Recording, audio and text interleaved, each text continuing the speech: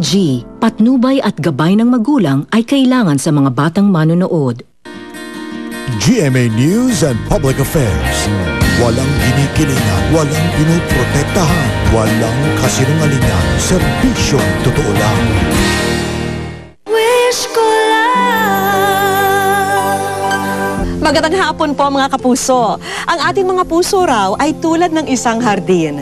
Dito'y maaring sumibol at yumabong ang awa o takot, pagkamuhi o pag-ibig. Depende na lang kung ano ang ating itinanim. Utang na loob daw ni Jeroline sa kanyang kuya ang kanyang edukasyon. Pinili raw kasi nitong tumigil sa pag-aaral at sa halip ay magtrabaho upang siya na may makapanatili sa eskwela.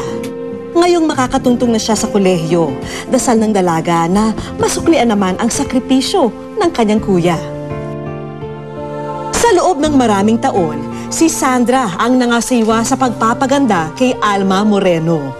At sa tulong naman ni Nes ay gumanda at umayos ang buhay ng dati niyang makeup artist. Pero nang masira ang kanilang samahan, nagmistulang damong ligaw si Sandra na kung saan-saan nasuot. May maani nagpakaya siyang pag-asa sa tulong ng isang kaibigan? Tunghayan po ang mga kwentong yan dito sa Wish Ko Lang. Malaking karangalan para sa pamilya ni Jeroline na makapagtapos siya ng high school. At hindi lang yon, gagraduate pa siya with honors at garantisado na rin ang pagpasok niya sa University of the Philippines.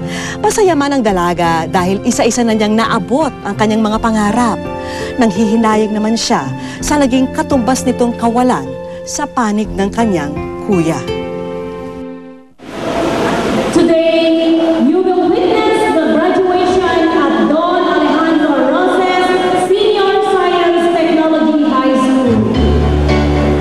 The free welcome of the graduating class of school year 2011-2012. I don't know how can I walk away from the people I already learned to love. People who became my family for my 4 years of stay. I have gathered memories with them. We suffered and we won. We smirked and we sobbed. We fell and we stood.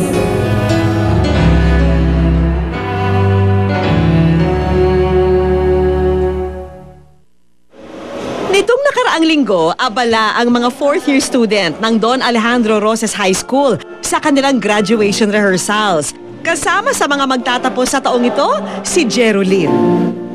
Napakasimple niyang estudyante, masyado siyang masipag mag-aral. Bukod dito, talentado rin siya. Marunong siyang sumayaw, marunong kumanta, marunong umarte. At kahit sabihin mo na marami siyang problema, hindi siya affected. May kita mo na lagi siyang masaya, palakaibigan siya. Lagi siya talaga naka-smile. Yun ang gusto ko sa kanya. At ang isa pa, meron siyang discipline. Simple lang ang pangarap ng 15 anyos na dalagita. Ang makapagtapos para balang araw ay matulungan ng pamilya. Kaya naman nagpursigi si Jeroline. At hindi naman siya nabigo dahil consistent honor student siya mula pa ng elementarya. Sa po, sa family ko po, especially po doon sa kuya ko. Kasi yun nga, sana maging proud. Alam ko na proud siya, pero sana maging super proud siya sa akin kasi parang nag-strive hard talaga ako para sa kanila. Yun, especially sa kanya kasi thankful ako na hindi ko sinayang yung opportunity na pinag-aral. Ako muna yung pinag-aral nila. First honorable mention, Jeroline Emolaga. Sa pagtatapos niya ng high school, isang panibagong medalya ang iuwi niya sa kanyang mga mahal sa buhay. Si Jeroline lang naman kasi ang first honorable mention ng kanilang batch.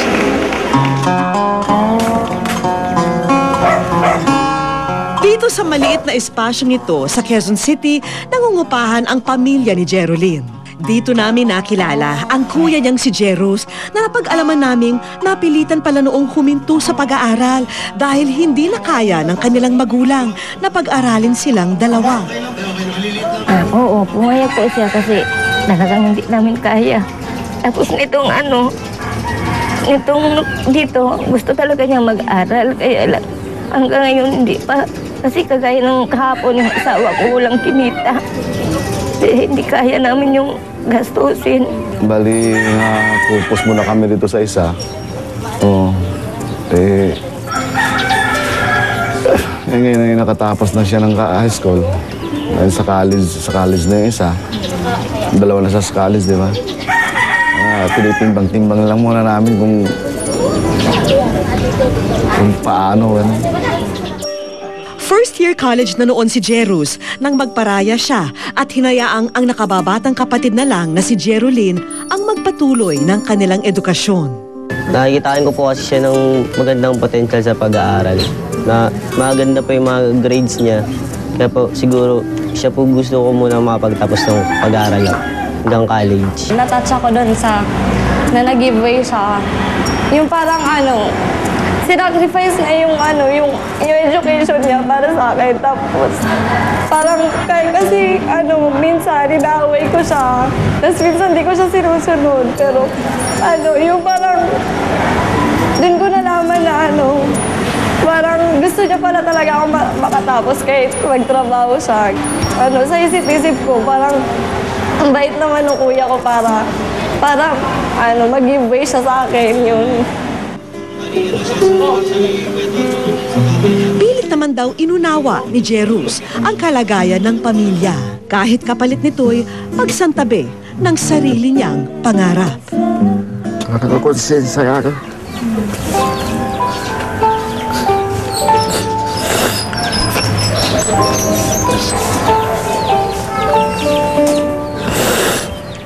Minsan,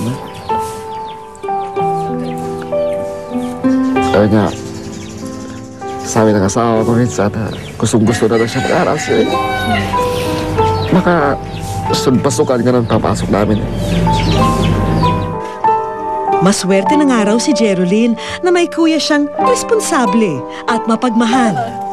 Kaya sisiguruhin daw niyang hindi mababaliwala ang pagpapaubaya noon ng kanyang kuya. Makapag-aral lang siya.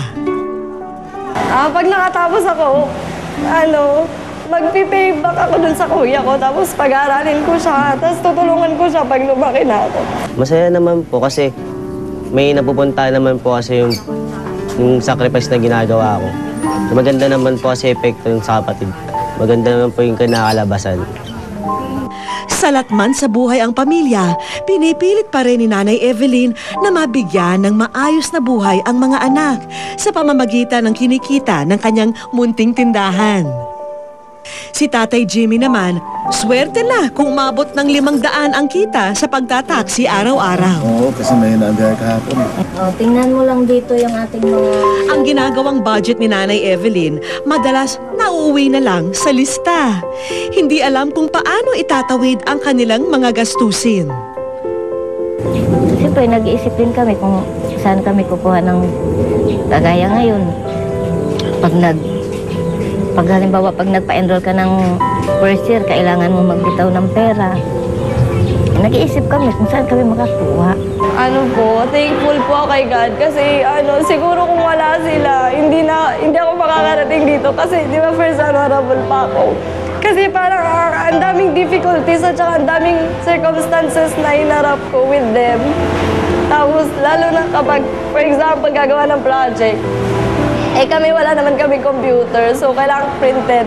So, malayo pa yung computer shop sa amin. So, yung kuya ko or yung papa ko or yung mama ko, sasamahan pa ako dun sa computer shop para lang makagawa ko ng project. Yun yung parang dun talaga ako natatouch kasi kahit araw-araw ako pumunta ng home shop, kahit hanggang 12 o'clock ako nandun pa rin yung mama ko, yung papa ko, yung kuya ko. Hindi naman iniinda ni Nanay Evelyn ang lahat ng kanyang paghihirap. Ang mahalaga, makatapos sa pag-aaral ang mga anak. Lalo na yan si Yuri, talino. Pera lang yung kailangan. Wala eh. Ganun ang buhay namin eh. Balang araw magkakaroon sila ng pamilya. At least, yung magiging pamilya nila, hindi magiging tulad din nila na parang kulang sa financial, kulang sa ganun po. Mabuti na lang at nakakuha ng scholarship si Jeroline sa isa sa mga universidad. Kaya mas malaki ang tsansang makatuntong siya sa kolehiyo sa pasukan. Minsan naririnig ko, gusto niya niyang mag-aral. Parang kinukulit niya si mama na gusto niya mag-aral. Tapos ako parang nagigilty ako. Pero hindi naman ganun ka-guilty kasi yun yung parang ngayon gustong-gusto na niya mag-aaral.